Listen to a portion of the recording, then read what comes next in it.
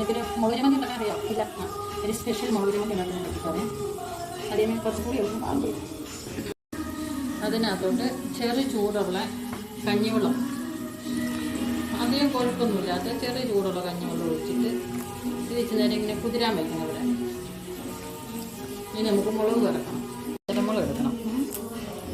എടുപ്പ് പറിച്ചിട്ട് പച്ചമുളകും വെളുത്തുള്ളിയും ഇച്ചിരി ചുമന്നുള്ളി കൊണ്ട് അതായിരിക്കും നല്ലത്, അല്ലെങ്കിൽ സബോള ആയാലും മതി.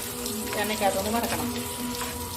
വറുത്ത പച്ചമുളകില്ലേ, ഇംഗ്ലീഷ് മുളക് പോലെ, അത് ചെറുതായിട്ടൊന്ന് മിക്സിക്കകത്തോട്ടൊന്ന് ചെറുതായിട്ടൊന്ന് അരിഞ്ഞേ.